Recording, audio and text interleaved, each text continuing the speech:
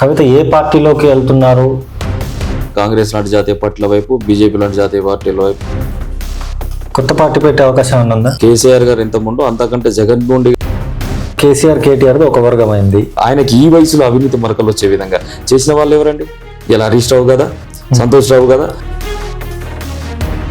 ఇవాళ నేను అడుగుతున్నా, అవినీతి జరగలేదనంటే మురళీధర్ రావు దగ్గర వేల కోట్ల రూపాయలు ఎట్లా దొరుకుతాయండి? కవిత వెనకాల ఉన్నటువంటి నాయకులకి పూర్తిగా కూడా బీఆర్ఎస్ పార్టీలోకి వెళ్ళాలా, లేకపోతే నిజమే ఇవాళ నాకు అవకాశం రాకపోవచ్చు. పోయిన ప్రభుత్వం ఇలా శ్రీకాంత్ గౌడ్ అంటే బయట పోతే తెలంగాణ జాగృతి పలానా కవిత మనిషి అనేటువంటి ఒక బ్రాండ్ వచ్చింది.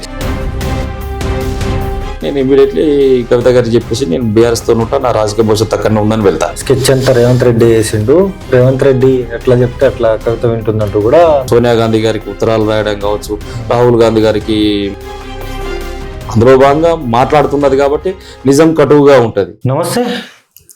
ముఖ్యంగా తెలంగాణ రాష్ట్ర వ్యాప్తంగా కూడా ఎక్కడ చూసినా కవిత విషయం అయితే ఎపిసోడ్ల వారీగా అయితే నడుస్తున్న నేపథ్యంలోనే పూర్తిగా కూడా ఏదైతే ఎమ్మెల్సీ పదవి కూడా రాజీనామా చేసిన విషయం కూడా అందరికీ తెలిసిందే. అయితే దీనికి సంబంధించి ముఖ్యంగా అసలు కవిత ఏ పార్టీలోకి వెళ్తున్నారు అంటూ కూడా అనేక ప్రచారాలు అయితే నడుస్తూ ఉన్నాయి.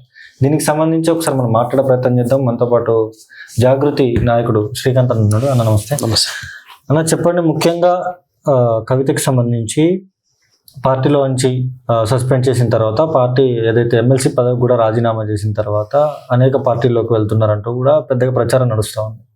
ఎట్లా చూడొచ్చు? ఏ పార్టీలోకి వెళ్తా ఉన్నారు మీరు? ప్రచారం అనేటువంటిది బహుళ రూపాలలో చేస్తున్నారు కవిత గారి గురించి. వివిధ ఛానళ్ళు కానీ, డిజిటల్ సంబంధించిన మీడియా సంబంధించిన దాంట్లో ముఖ్యంగా ఏంటంటే కవిత గారు మొన్న పెట్టినటువంటి ప్రెస్ మీట్లో చాలా కుండబద్దలు కొట్టినట్టు చెప్పారు. నా రాజకీయ సంబంధించినటువంటి అస్తిత్వం కోసం నేను ఇంకొక పార్టీలోకి పోయి చేరేది లేదు, అది కాంగ్రెస్ బీజేపీలో అంతకంటే ఆ ఛాన్సే లేదు. భవిష్యత్తు కార్యాచరణ అనేటువంటిది కాస్త మేధోమదనం చేసుకున్న తర్వాత ఆదరబాదర పోయి ఉదాసీనంగా ఏదో ప్రకటించి ఏదో చేయాలి అనేటువంటిది లేదు. కుర్చీ కోసమో లేకుంటే నా స్థానాన్ని సుస్థిరం చేసుకోవడం కోసం నేను చేయట్లేను. తెలంగాణ సమాజం వైపు, తెలంగాణ ప్రజల వైపు, తెలంగాణ ప్రజలు ఎదుర్కొంటున్న సమస్యల వైపు మా యొక్క పోరాటం అనేటువంటి ఉంటుంది. అట్లాంటి పందాన్ని మేము ఖచ్చితంగా ప్రకటిస్తాం. కొంత మేధోమదనం అనేటువంటి చేసుకున్న తర్వాత తదుపరి కార్యాచరణ ప్రకటిస్తా అన్నారు. కానీ కవిత గారు స్వీయ రాజకీయ అస్తిత్వం కోసము ఇవాళ ఉండబడేటువంటి కాంగ్రెస్ లాంటి జాతీయ పార్టీల వైపు, బీజేపీ లాంటి జాతీయ పార్టీల వైపు, ఇతరత్ర పార్టీల వైపు ఎటువైపు కూడా తను చూస్తలేరు. తను పోవాలన్నటువంటి ఆ ఉద్దేశం కూడా తనలో లేదు. అంటే పూర్తిగా కూడా ఏదైతే కొత్త పార్టీ కూడా పెడుతున్నారంటూ కూడా ఒక పక్క ప్రచారం నడుస్తుంది. అంటే కొత్త పార్టీ పెట్టే అవకాశం ఏమన్నా ఉందా? ఇప్పుడు నేను ఏమంటున్నా సార్, మేము కోర్ కమిటీ సభ్యులు, నేను తెలంగాణ జాగృతికి అధికార ప్రతినిధిగా పనిచేస్తూ ఉన్నా, కవిత గారికి అత్యంత దగ్గరగా పనిచేస్తూ ఉన్నాం. ఇప్పుడు మా లాంటి వారికి సమాచారం లేదు. నేనేమంటున్నా, అట్లాంటి ఊహాగానాలు ఇంతవరకు రాలేదు. పూర్తిగా ఒక మేధోమదనం జరగాలి. ఆదరా పోయి మనం ఏదో ఆగం కావాల్సినటువంటి పరిస్థితి లేదు. ఎందుకంటే కవిత గారు కేసీఆర్ గారికి కుమార్తె, ఒక ఉద్యమ నాయకురాలు కుమార్తె, ఉద్యమ నాయకుని కుమార్తె, ఒక మౌన్నత శిఖరమైనటువంటి కేసీఆర్ గారి కుమార్తె. ఆయనకి ఎంతటి జటిలమైనటువంటి సంకల్పం ఉంటుందో, ఒక కార్యాన్ని కనుక పట్టుకుంటే ఆ కార్యాన్ని విజయం సాధించేంత వరకు, విజయ తీరాలు తీసుకుపోయేంత వరకు ఎట్లాంటి మొండి ధైర్యం ఉంటుందో, సేమ్ అదే సంబంధించినటువంటి పోలికలతోనే, అదే మేధస్సుతోనే పుట్టినటువంటి వ్యక్తి కవిత గారు. కాబట్టి ఆమె కేసీఆర్ గారు ఎంత ముందు అంతకంటే జగన్మోహన్గా ఉంటుంది తప్పితే ఒక ఇష్యూని తీసుకున్న తర్వాత దానిలో నుంచి నీరు గారిపోవడం కానీ, దాన్ని వదిలేయడం కానీ జరగదు. అందులో భాగంగా మీకు తెలుసు, మహిళా బిల్లు గురించి ఎంత పోరాటం చేసిళ్ళు, అసెంబ్లీలో మన బాబాసాహెబ్ అంబేద్కర్ విగ్రహానికి సంబంధించి పెట్టడానికి ఎంత కృషి చేసిళ్ళు, అనేక అంశాలు. ఇవాళ బీసీ ఉద్యమాన్ని తీసుకున్నాం. సంవత్సరంన్నర కాలం నుంచి బీసీల కోసము ఏదైతే కామారెడ్డి డిక్లరేషన్లో కాంగ్రెస్ పార్టీ ఇచ్చినటువంటి ఆమె, దాంట్లో 2 బిల్లులు పెట్టాలని పట్టుబట్టిన ఆ రోజున రాజకీయపరమైన రిజర్వేషన్లతో పాటు ఉద్యోగపరమైన రిజర్వేషన్లు ఇవ్వాలని చెప్పేసి దానికోసం కావచ్చు, బీసీ డెడికేషన్ కమిషన్ కోసం కావచ్చు, అనినిత్యం 72 గంటల దీక్షా శిబిరమే కావచ్చు, అనేక రకాలుగా ధర్నాలు, రౌండ్ టేబుల్ సమావేశాలు, బీసీ సమాజాన్ని ఏకం చేయడం, యునైటెడ్ పూలే ఫ్రంట్ లాంటి సంఘాన్ని మా దాంట్లో ఇంక్లూడ్ చేసి సుమారు 77 కుల సంఘాలను మాతోని ఏకం చేసుకోవడం కావచ్చు. ఇవన్నీ కూడా ఒక వ్యూహాత్మకంగా, ప్రణాళికబద్ధంగా, గ్రాస్ లెవెల్లో దాన్ని తీసుకువెళ్ళేటువంటి శక్తి, యుక్తి, ఆ విజ్ఞత, ఆ జ్ఞానము ఉన్నటువంటి నాయకురాలు శ్రీమతి కవిత గారు. కాబట్టి ఉదాసీనంగా వచ్చేసి ఏదో నేను పెట్టాలి, చేయాలి, హంగామా చేయాలి అంటే ఆ పార్టీ పెట్టడం ఎంతసేపు అండి? బ్రహ్మాండమైనటువంటి ఆఫీస్ సెటప్ ఉంది మాకు.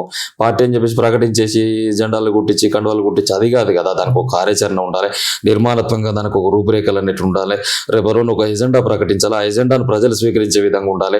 కాబట్టి ఇవన్నీ వస్తాయి పార్టీ అంటే. కాబట్టి అలాకో పార్టీ అనేటువంటిది కాకుండా ఒకవేళ పెట్టినా కానీ మనం ఏ విధంగా సక్సెస్ అవుతాం, మనం మూలాలకు ఎట్లా చేరుతాము అనేటువంటి అన్ని అంశాల గురించి కూడా వాళ్ళ మేధావులతోని, విద్యార్థి నాయకత్వంతో, యూనివర్సిటీ సంబంధించినటువంటి ప్రొఫెసర్లతోని, రకరకాల వర్గాలు ఎవరైతే ఉన్నారో ఆ వర్గాలందరితో కూడా అభిప్రాయం తీసుకొని తన భవిష్యత్తు కార్యాచరణ త్వరలో ప్రకటిస్తా అని చెప్పి చెప్తున్నారు. అది త్వరలో తెలుస్తుంది. అంటే పూర్తిగా కూడా పార్టీ పెట్టే అవకాశం ఉంది కాబట్టి బీసీ నినాదం ఎత్తుకున్నారు. గత 10 సంవత్సరాలు ఎక్కడ బీసీల గురించి మాట్లాడలేదు. ఈ మధ్య కాలంలోనే క్లాసెస్ ఏదైతే లెటర్ లీక్ దగ్గర నుంచి కూడా ఇది చేస్తూ ఉన్నారు. అందుకని బీసీ నినాదం ఎత్తుకున్నారు. గత 10 సంవత్సరాల్లో ఎప్పుడు ఎత్తుకోలేదు, ఇప్పుడే బీసీ నినాదం ఎత్తుకున్నారు. తర్వాత 1 by 1 ఇలా వస్తున్నాయి కాబట్టి ఇట్లా జరుగుతుందని చెప్పేసి చాలా మంది మాట్లాడుతూ ఉన్నారు. ఎట్లా చూడొచ్చు? ఇప్పుడు బీసీ నినాదం ఎత్తుకోవడం అంటే గతంలో మేము అధికార పార్టీలో ఉన్నాం. అధికార పార్టీలో ఒక ఎమ్మెల్సీగా ఉన్నారు, గతంలో ఎంపీగా పనిచేస్తూ ఉన్నారు. కాబట్టి బీసీ నినాదం ఎత్తుకొని ప్రజలలోకి వచ్చి ప్రజా ఉద్యమాలు అనేటువంటి అధికార పార్టీ ఎప్పుడు కూడా చేయదు. అధికారంలో ఉన్నప్పుడు విజ్ఞప్తుల మేరకు, వినతుల మేరకు, రిక్వెస్ట్ల మేరకు పనిచేసేటువంటి రూపాలు వేరే ఉంటాయి. అదే దీంట్లో ఉన్నప్పుడు ఖచ్చితంగా మనం పనిచేయాల్సినటువంటి స్థితిగతులు ఎట్లా ఉంటాయంటే ప్రజా గొంతుకైతాము, నిరసన గలాలను తెలియజేస్తాము, ధర్నా చౌకులను చేస్తాము. మన ఈ రూపాలు వేరే ఉంటాయి ప్రతిపక్షంలో. సో బీసీ సంబంధించినటువంటి అంశము గతంలో కేసీఆర్ గారు ఉన్నప్పుడు కూడా 396 సంబంధించినటువంటి జీవోని తీసుకొచ్చేసి 61.19% మొత్తం రిజర్వేషన్లకు గాను తను ఒక బిల్లుని చేసేసి దాన్ని తీసుకెళ్ళి ఇమీడియట్లీ మన ఏది బీసీలకు దాంట్లో 34% రిజర్వేషన్ అని చెప్పి దీన్నంతా చేసి ఆ కేసును అగ్రవర్ణ సంబంధించినటువంటి పెద్దలు ఎవరైతే కొంతమంది కాంగ్రెస్ పార్టీ నాయకులు ఉన్నారో బీసీలకు 34% రిజర్వేషన్ అనేటువంటి పోతే చట్టసభల్లో కానీ స్థానిక సంస్థల్లో కానీ మాకు ఇబ్బందులు ఎదురైతే అని చెప్పి ఆ రోజు కోర్టు మెట్లెక్కారు. దాంతో అక్కడ ఆగిపోయింది. 100 రోజులలో ఎలక్షన్ పెట్టాలని హైకోర్టు అనేటువంటిది అప్పుడు ఇమీడియట్లీ చెప్పడం జరిగింది. దాంతో అనివార్య పరిస్థితులలో కేసీఆర్ గారు రిజర్వేషన్లు అనేటువంటి అమలు చేయకుండా ఆ రోజున ఎలక్షన్లు పెట్టారు. తదనంతరం మార్కెట్ కమిటీలో రిజర్వేషన్లు కల్పించి 50 మంది మార్కెట్ కమిటీ చైర్మన్లను ఇవ్వడం జరిగింది. బీసీ వర్గాల సంక్షేమం కోసం ఏదైతే ఆత్మగౌరవ భవనాలను ఇచ్చిళ్ళు, ఇలా యాదవుల కోసం గొర్రెల పెంపకం ఇచ్చిళ్ళు, గౌడర్ల కోసము తాటి చెట్లు, ఈత చెట్లు నాటడము, ఎక్స్గ్రేషియా పెంచడం 5 లక్షల వరకు, తర్వాత గౌడ్స్కి మద్యం టెండర్లలో 15% వాటా ఇవ్వడం, ఇవన్నీ కాలక్రమేణా ఒక్కొక్కటి అనేక వర్గాలకు ఈరోజు కేసీఆర్ గారు బీసీ సంక్షేమం కోసం పనిచేసుకుంటూ వచ్చిన్నారు. చివరకు మహాత్మా జ్యోతిరావు పూలే సంబంధించినటువంటి ఓవర్షిప్ స్కాలర్షిప్, విదేశీ విద్య అనేటువంటి బీసీలకు అందని ద్రాక్షలాగా ఉంది. అట్లాంటి విదేశీ విద్యను కూడా బీసీ బిడ్డలకు అందించాలన్న ఉద్దేశంతో మహాత్మా జ్యోతిబా పూలే సంబంధించినటువంటి ఓవర్సీస్ విద్యా విధానాన్ని తీసుకొచ్చేసి బీసీలకు విదేశీ విద్యను దగ్గర చేసినటువంటి వ్యక్తి కేసీఆర్ గారు. సో ఇట్లా గురుకులాల భవనాలను నిర్మించడం కావచ్చు, దాదాపు ఎంత అంటే 225 గురుకులాలేమో ఉమ్మడి ఆంధ్రప్రదేశ్ రాష్ట్రంలో. ఇలా 1025 1030 గురుకులాల వరకు తీసుకుపోగలిగినాం. అంటే ఎందుకోసం చేసేళ్ళు ప్రతి జిల్లాకు మెడికల్ కాలేజ్ తెచ్చుకున్నాం.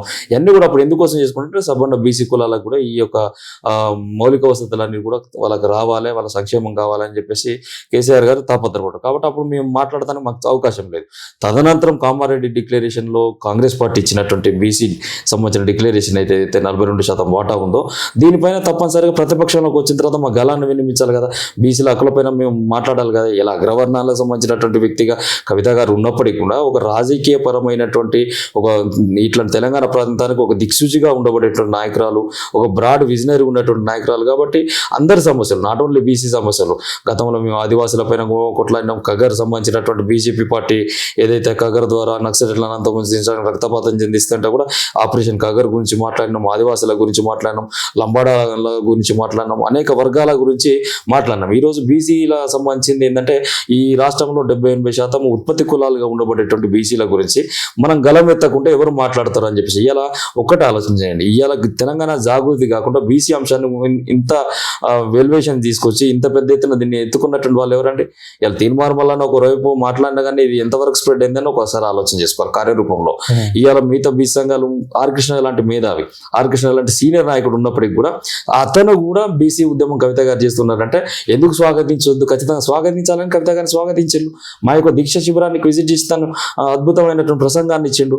అంటే సంకుచిత భావం అనేటువంటి ఉండకూడదు. అందులో భాగంగా మేము బీసీల కాన్సెప్ట్ ఎత్తుకున్న తప్పితే బీసీల కాన్సెప్ట్ ద్వారా రాజకీయ పరమైనటువంటి లబ్ధి చేకూర్చుకోవాలి నేను అనేటువంటి ఉద్దేశం కవిత గారికి లేదు. ఏం చేసినా ప్రతి దాన్ని విజయ తీరాలకు తీసుకుపోయే విధంగా కవిత గారు చేసిన తప్పితే ఏ రోజును కూడా తన స్వీయ రాజకీయ అస్తిత్వం కోసం తను ప్రాకులాలే, అది క్లియర్. ముఖ్యంగా ఏదైతే బీఆర్ఎస్కి సంబంధించి బీఆర్ఎస్ పార్టీ 3 ముక్కలైంది. ఇప్పుడు కవితకి సంబంధించి ఒక వర్గమైంది, హరీష్ రావు ఒక వర్గమైంది, కేసీఆర్ కేటీఆర్ది ఒక వర్గమైంది. ఇప్పుడు ముఖ్యంగా కవితకు సంబంధించి కవితను పార్టీలో సస్పెండ్ చేశారు కాబట్టి మీలాంటి కవిత వెనకాల ఉన్నటువంటి నాయకులకి పూర్తిగా కూడా బీఆర్ఎస్ పార్టీలోకి వెళ్ళాలా, లేకపోతే కవిత దగ్గరే ఉండాలా, ఏం చేయాలో అర్థం కాని పరిస్థితిలో మేము ఉన్నామంటూ కూడా చాలా మంది అంతర్గతంగా మాట్లాడుకుంటా ఉన్నారు. ఎట్లా చూడొచ్చు? ఇప్పుడు అంటే మీకు కవిత దగ్గర ఉంటే రాజకీయంగా ఎదగలేకపోవచ్చు అనే ఉద్దేశం కూడా చాలా మందికి ఉంది. అందుకనే చాలా మంది బీఆర్ఎస్లోకి వెళ్ళిపోతున్నారు, జాగ్రత్తలు ఎవరు ఉండరంటూ కూడా కొంతమంది మాట్లాడుతూ ఉన్నారు. ఇది ఎట్లా చూడొచ్చు? ఇప్పుడు తినబోతు రుచులు అడిగినట్టుగా తెలంగాణ జాగృతి నిర్మాణం అనేటువంటి ఇంత బలంగా జరుగుతుంది. కవిత గారి నాయకత్వ పటిమ ఇంట్లో ఉన్నది. రాబోయే కాలంలో కవిత గారి యొక్క రాజకీయ సంబంధించిన ఎదుగుదల ఏ విధంగా ఉంటుంది, ఎంత సస్టైనబుల్గా తన యొక్క రాజకీయాలు నడుస్తాయి అనేటువంటిది భవిష్యత్తులో తెలుస్తుంది.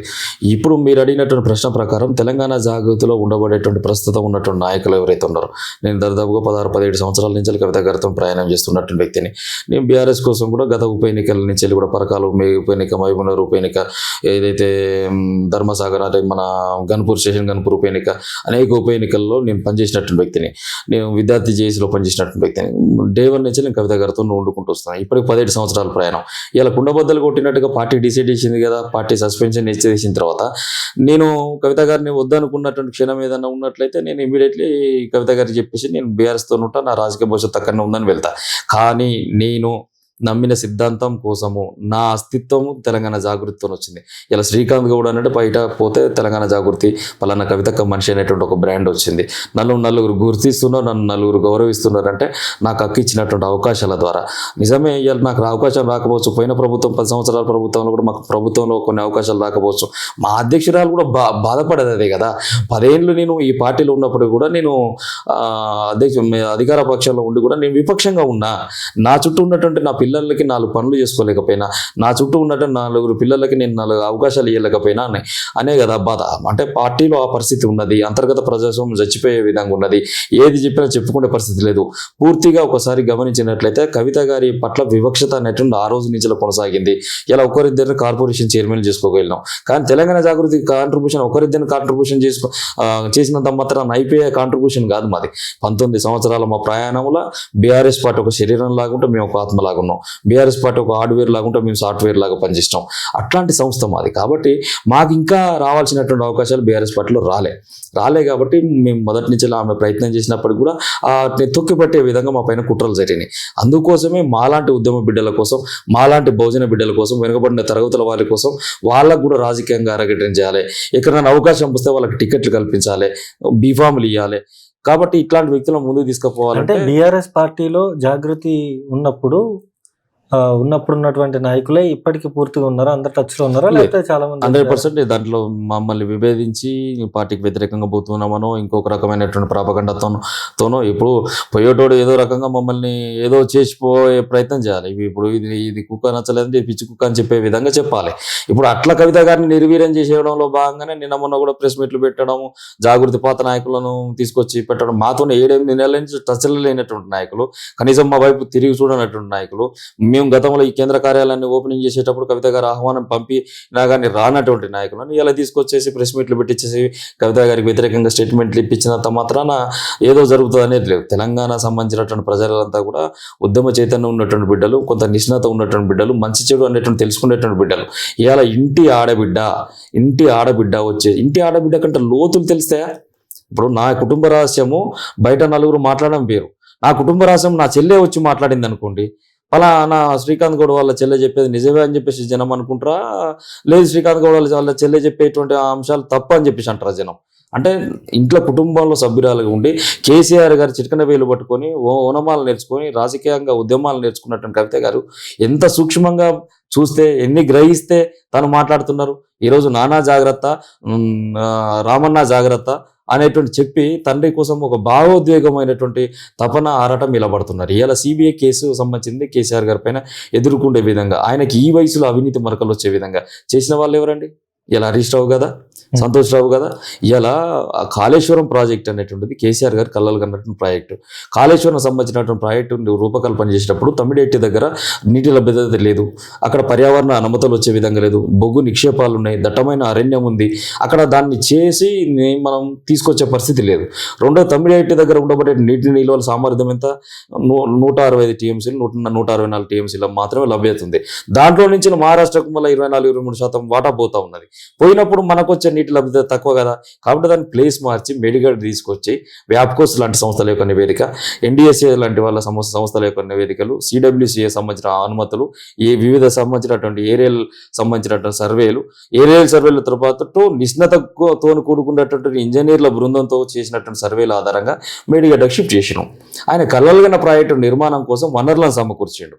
వనరులను సమకూర్చి వివిధ రూపాల్లో ఆ వనరులను సమీకరణ అనేటువంటి చేసిన తర్వాత ఆ వనరులు విభజించబడి వివిధ సంస్థలకు ఇచ్చిన తర్వాత ఎగ్జిక్యూషన్ అంతా ఎవరిది, అప్పుడు ఉన్నటువంటి ఇరిగేషన్ శాఖ మంత్రులు ఉన్నటువంటి హరీష్ రావు గారిది.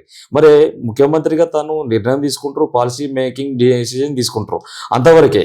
కానీ ఎగ్జిక్యూషన్ అంతా ఎవరిది, ఈ శాఖకు ప్రత్యేకంగా నియమించబడినటువంటి మంత్రిగా నువ్వు ఉన్నావు. నీ ఎగ్జిక్యూషన్లో సంతోష్ రావు సంబంధించినటువంటి కన్సర్న్లలో ఎవరైతే ఇలాంటి సంస్థలు కావచ్చు, మెగా కృష్ణారెడ్డి లాంటి సంస్థలకు ఇలా మీరు కాంట్రాక్టుల పైపిల్లు, ఆ కాంట్రాక్టర్లో అవినీతి జరగడం మూలాన ప్రతి ఫైలు వీళ్ళు తెలివిగా ఏం చేసేళ్ళు, కేసీఆర్ గారిని ఇరికించడంలో భాగంగా ప్రతి ఫైల్ను కూడా చిన్న పెద్ద ఎగ్జిక్యూషన్ ప్రతి ఫైల్ కూడా అన్ని ముఖ్యమంత్రి పేచీకి పంపేది, ముఖ్యమంత్రి గారి సంతకాలు ఉండే విధంగా చేసుకున్నటువంటి పరిస్థితి కనిపిస్తూ ఉంది. అట్లా కేసీఆర్ గారిని కార్నర్ చేస్తూ ఈ యొక్క దీంట్లో అవినీతి మచ్చలు అంటే విధంగా చేసినటువంటి వ్యక్తి ఎవరు, ఇలా హరీష్ రావు గారు కదా. ఇలా నేను అడుగుతున్నా, నిజంగా అవినీతి జరగలేదు అనుకుందాం, మేము కూడా ప్రొటెక్ట్ చేయడం కోసం ముఖ్యంగా తెలంగాణ జాగృతి మేము పెట్టుకున్న ఎజెండాని కేసీఆర్ గారిని కాపాడుకోవడం, కేసీఆర్ గారి పైన ఈ వయసులో వచ్చినటువంటి అవినీతి ఆరోపణలు చేసినటువంటి వ్యక్తుల కుట్రల్లో పటాపంచలు చేస్తూ సార్ను కాపాడుకోవడం మా యొక్క ఎజెండాగా పెట్టుకున్నాం మేము ఈ రోజున. సరే పార్టీలో మేము ఉన్నామా లేమా, బయట నుంచి ఏం చేస్తామా, ఎట్లా కాపాడుకుంటామా, సరే మా రూపాలు మాకున్నాయి, మా వ్యూహాలు మాకున్నాయి, కవిత గారికి చెందినటువంటి వ్యూహాల నేపథ్యంలో మేము వెళ్తాం. కానీ ఇవాళ నేను అడుగుతున్నా, అవినీతి జరగలేదనంటే ఈఎన్సీ ఇంజనీర్లు, సామాన్య ఉద్యోగులు, సామాన్య ఇంజనీర్లు మురళీధర్ రావు దగ్గర 1,000 కోట్ల రూపాయలు ఎట్లా దొరుకుతాయండి? ఈరోజు నూనె శ్రీధర్ దగ్గర 1,000 కోట్ల రూపాయలు ఎట్లా దొరుకుతాయండి? మరి దీనికి ఎవరు కారణం? అట్లాంటి వ్యక్తులు ఇన్ని 1,000 కోట్లు ఎట్లా సంపాదించిళ్ళు? దానికి సమాధానం చెప్పాలిగా. ఇలా కాంగ్రెస్ ప్రభుత్వము ఇక్కడ ఉండబడేటువంటి దర్యాప్తు సంస్థలతోనే కాకుండా, దర్యాప్తు సంస్థలు చేస్తే కాంగ్రెస్ ఏడబాదనం ఏదో కేసీఆర్ లాంటి పెద్ద మనిషిని ఇరికిస్తే ఇంకోటి చేస్తాను భయపడి, మళ్ళీ కేసీఆర్ గారికి ఊతం ఇచ్చినట్టయితే అది మళ్ళీ ఆయన పైన కేసులు పెడతా అని చెప్పేసి భయపడి వాళ్ళు దీన్ని తీసుకుపోయి వ్యూహాత్మకంగా బీజేపీ కోర్టులు వేసేసి సిబిఐకి పేపేలు. 2022 వరకు సిబిఐ ఈ రాష్ట్రానికి రాకుండా అనేక రకాల చట్టాలు ఉండడంతో రాలేకపోయారు. ఈరోజు దాన్ని కూడా మాడిఫికేషన్ చేసేసి ఆ జీవోని తీసేసి సిబిఐకి వెల్కమ్ పరుస్తూ తెలంగాణ రాష్ట్రం ఇలా జీవోని విడుదలేసింది. రేపు ఏమైతే సెక్షన్ 5 ప్రకారం నోటిఫికేషన్ రిలీజ్ చేసేసి వీళ్ళపైన విచారణ చేపడతారు. ఇవాళ మాకున్న information PC Ghosh commission 1 man commission ఏదైతుందో ఈ 1 మ్యాన్ కమిషన్ 650 పేజీల రిపోర్ట్ ఇచ్చిందండి. ఈ రిపోర్ట్లో ఉండబడేటువంటి అన్నింటినీ క్షుణ్ణంగా చూస్తే హరీష్ రావు గారు కమిషన్ ముందు పోయి అంతా కేసీఆరే, సర్వంతర్యామి కేసీఆరే అని చెప్పిన పరిస్థితి కనపడతా ఉంది. ఇంకొక అంశం కూడా నేను ఈ సందర్భంగా చెప్తున్నా, ఆ రోజు అధికార పార్టీలో ఉన్నప్పుడు, అధికారంలో ఉన్నప్పుడు కాళేశ్వరరావు అనేటువంటి ఒక బిరుదు వస్తే నేనే అనేటువంటి పరిస్థితుల్లో ఇలా క్రెడిట్ తీసుకున్నటువంటి హరీష్ రావు గారు ఈ రోజు అవినీతి మరకలు అంటగానే అంతా కేసీఆర్ అని చెప్పేసి నీ వేళ్ళు కేసీఆర్ను చూపెడుతుంటే ఇలా తెలంగాణ సమాజం అంత విస్తుపోయి లేదు, అంత మెదడులో అది లేకుండా లేరు. వాళ్ళంతా కూడా ప్రతి వాళ్ళు కూడా ఒక మంచి మేధస్సును కలిగి ఉన్నారు. వాళ్ళందరూ కూడా ఆలోచిస్తారు, అది నిజమా తను చెప్పేటటువంటి కవిత గారు చెప్పేటువంటి అంటే ఇట్లాంటి కుట్రలు జరుగుతున్నాయి. బయటికి నువ్వు బలమైన నాయకులు ప్రొజెక్ట్ కావచ్చు, కానీ బలహీనమైనటువంటి పనులు చాలా చేసినావు తెరవైన కానీ అంటున్నాం, వాటిని ఆధారాలతో సహా నిరూపిస్తున్నాం. ఇక ఇంతకంటే ఇంక నేనేం చెప్పగలుగుతాను చెప్పండి? ఇన్ని కుట్రలు జరుగుతున్నాయి కవిత గారి వెనుక. నిజం నిష్ఠూరం లాంటిదని అన్నట్టుగా భూమికి గురుత్వాకర్షణ శక్తి ఉందని చెప్పేసి ఒకప్పుడు సైంటిస్ట్ చెప్తే వాడిని పిచ్చోన్ లాగా చూసారు, ఇదేంద్ర బాబు అని చెప్పేసి. అట్లా నిజాలు చెప్పినప్పుడు ఆ నిజాలు కటువుగానే ఉంటాయి. కటువుగా ఉన్నటువంటి నిజాలు ప్రత్యర్థులు వాటిని విష ప్రచారం చేస్తూ ఉన్నారు.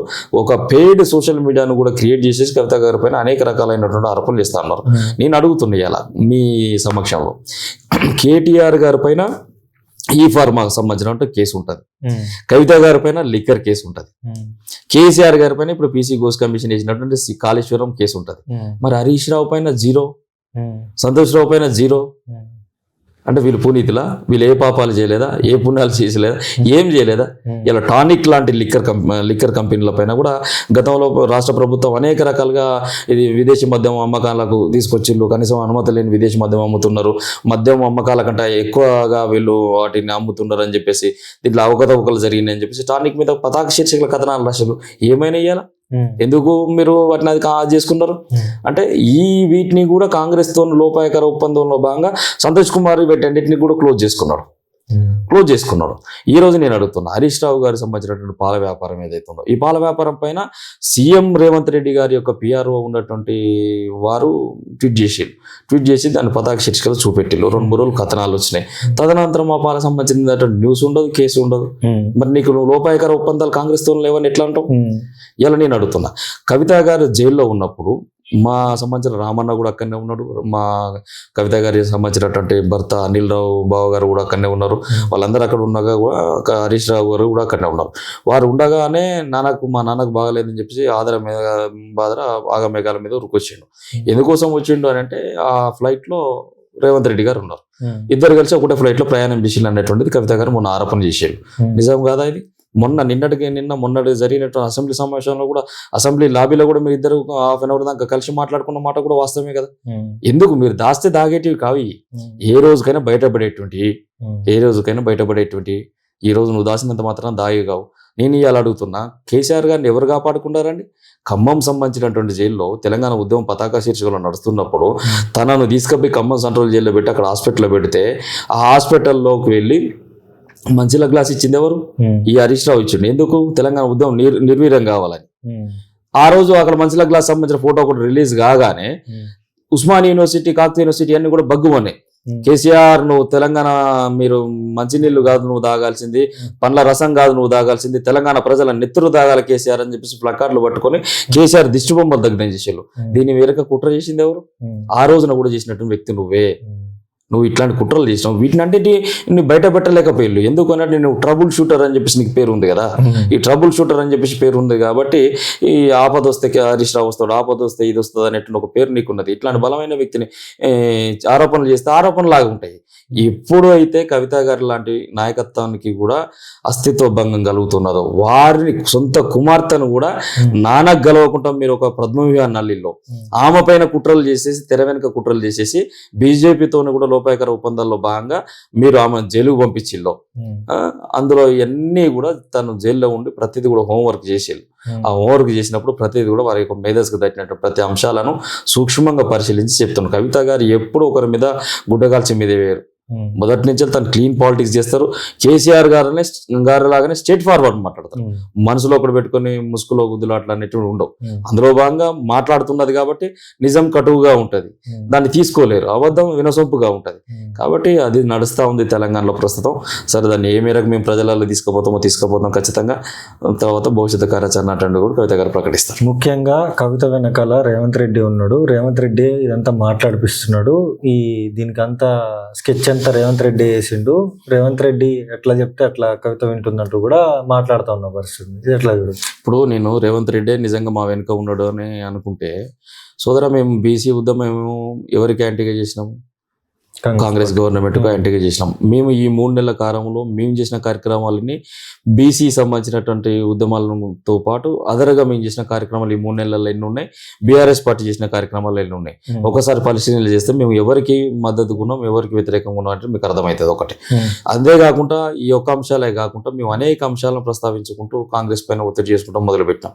ఈవెన్ కులగన్న కావచ్చు, బీసీ డెడికేషన్ కమిషన్ కావచ్చు, బీసీలకు సంబంధించిన హక్కులే కావచ్చు, లేకపోతే స్కూటీల పిల్లలకి ఇవ్వాలనే కావచ్చు, ఆడపిల్లలకు మహిళలకు ఇవ్వాల్సిన 2500 పెన్షన్ ఇవ్వాలనే పోస్ట్ కార్డు ఉద్యమాలే కావచ్చు, సోనియా గాంధీ గారికి ఉత్తరాలు రాయడం కావచ్చు, రాహుల్ గాంధీ గారికి అక్కడ ప్రెస్ మీట్ ఢిల్లీలో నిర్వహించి ఢిల్లీ కార్యక్రమం బీసీలను తీసుకువెళ్ళి అక్కడ పత్రికా సమావేశం నిర్వహించడం కావచ్చు, అనేక పోరాట రూపాలు జాగృతి తరఫున కాంగ్రెస్ కి వ్యతిరేకంగా మేము తీసుకున్నాం.